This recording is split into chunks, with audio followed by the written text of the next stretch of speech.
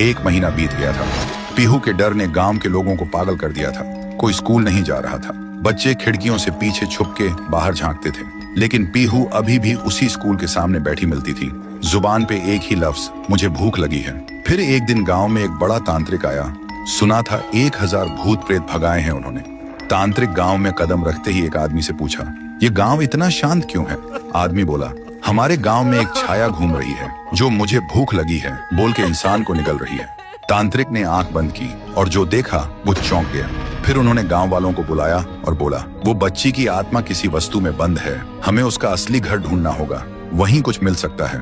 फिर एक रात गांव के 2 जवान साहसी लड़के पीहू का पीछा करते हैं और देखते हैं पीहू एक पुरानी झोपड़ी के अंदर जाती है। दोनों चुपके से झांकते हैं। पीहू एक पुरानी गुड़िया के सामने और उससे बात कर रही होती है जैसे वो जिंदा हो।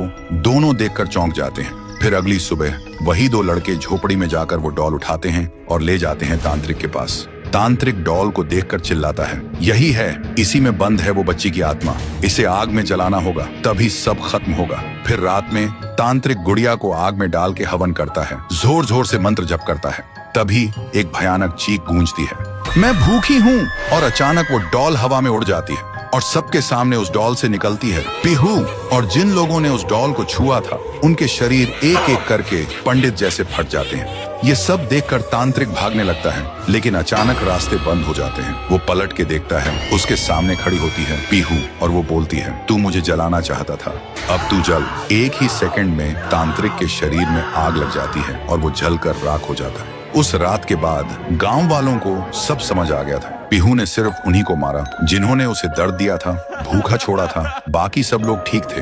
अगली सुबह गांव के सब लोग पीहू के सामने खाना लेकर आए और रो पड़े।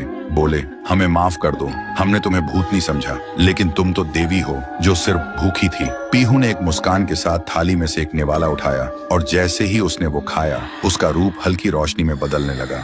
फिर वो हवा में मिल गई। उस दिन के बाद पीहू कभी नहीं दिखी। तब से वो गांव वापस वैसे ही हो गया, शांत, प्यारा और खुशी से भरा। तो दोस्तों, अगर कभी कोई भूखा बच्चा दिखे तो उसे भिखारी समझ के नजरअंदाज मत करना।